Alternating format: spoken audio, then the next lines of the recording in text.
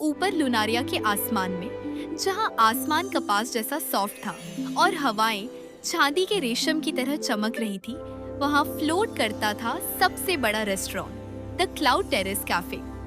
यह 3 बड़े बादल के प्लेटफॉर्म्स पर बना था, जो फ्लोटिंग ब्रिजेस से कनेक्टेड थे, और हर प्लेटफॉर्म पेस्टल लाइट में ग्लो कर रहा था। क्रिस्टल आर्चेस एंट्रेंस के ऊपर टावर करते और पूरा कैफे सुबह की धुंध और सितारों की गढ़ जैसी शिमर कर रहा था। इस कैफे की ओनर थी लीरिया, एक टैलेंटेड फेरी।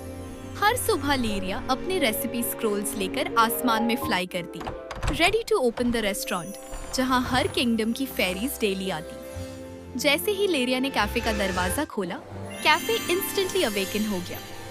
क्लाउड शैंडलियर्स ब्राइट हुए, फ्लोटिंग मेन्यू बोर्ड्स में नए डिश नेम्स ग्लो करने लगे और tiny bells brights breakfast chimes बजाने लगे। लीरिया की kitchen team, half a dozen miniature cloud chefs, pantry से फ्लटर करके बाहर आए, एप्रन टाई किए और स्टारस्टोन स्टोव्स हीट करने लगे। लीरिया अपने हर स्टेशन चेक करते हुए किचन में मूव कर रही थी। एक साइड में एन्चांटेड पैन्स हीट हो रहे थे, दूसरे साइड में sky mixers soft blue batter spin कर रहे थे फेमस क्लाउड पैनकेक्स के लिए, और मिडिल काउंटर पर फ्रेश इंग्रेडिएंट्स के ट्रेस थे। Rainbow peppers, moon flowers, frost berries, sunbeam cheese और ग्लोइंग नूडल्स जो टाइनी ऑरोरास जैसे कर्ल कर रहे थे। लीरिया ने ग्लोइंग सॉस टेस्ट किया, जबकि उसके क्लाउड शेफ्स स्टारी फ्लावर से डो टॉस कर रहे थे और ओवन्स मैजिकल मिस्ट के साथ ग्लो कर रहे थे। सिग्नेचर डिशेस जिंदा हो गए, sunbeam sandwiches, frost berry tarts, cloud pancakes rainbow syrup के साथ, रेनबो सूप्स और ड्रीमी मिस्ट केक्स जो टाइनी विंग सर्वर्स ले जा रहे थे। लीरिया ने गोल्डन स्पार्कल्स और स्टार डस्ट ऐड किया और स्पून्स मैजिकली सूप स्टर कर रहे थे। कैफे सॉफ्ट शिमरिंग ग्लो से भर गया, हर फेरी गेस्ट को डिलाइट करने के लिए। जब लीरिया फ्रंट हॉल पहुंची, कस्टमर्स ऑलरेडी अराइव हो चुके थे। हंड्रेड्स ऑफ फेरीज स्काई से ग्लाइड करके एंटर कर रही थीं। ग्रुप्स फ्लोटिंग क्लाउड कुशंस पर बैठते, कुछ क्रिस्टल बूथ्स में सेटल हुए और कुछ स्काई स्विंग्स पे बालकनी एज पर बैठकर नीचे की दुनिया देखते हुए खाना एंजॉय कर रहे थे। सब परफेक्ट लग रहा था, स्मूथ, मैजिकल, बिजी।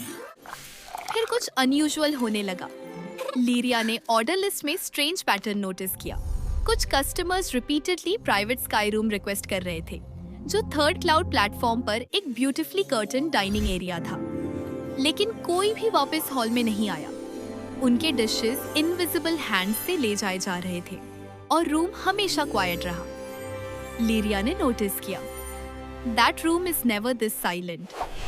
लीरिया किचन से निकल के ब्रिज क्रॉस करके प्राइवेट स्काई रूम तक गई। अंदर प्लेट्स हाफ फिनिश्ड, चेयर्स थोड़ी सी मूव और कुछ स्पार्कल्स हवा में फ्लोटिंग थे, बट कोई फेरी नहीं। लीरिया ने सरगोशी की, सब कहाँ गए? लीरिया ने रास्ता फॉलो किया और फिर एक जगह सामने खुली, एक फ्लोटिंग क्लाउड गार्डन, बहुत बड़ा। लेकिन सबसे शॉकिंग बात ये थी, गार्डन के हर तरफ वो मिसिंग फेरीज बिखी हुई थी, पूरी तरह से सुकून से सो रही थी। बड़े सफेद फूलों पर आंखें धीरे से चमक रही थी, जैसे सपने देख रही हो। कोई नुकसान नहीं हुआ, पर वो पूरी तरह से एक और दुनिया में खो गई थी। लीरिया ने जल्दी से एक फेरी के आंखों पर हाथ रखा, लेकिन ख्वाब की रोशनी टूट नहीं रही थी। ये क्या है? वो बोली। पीछे से एक हल्की सी गूंज उठी।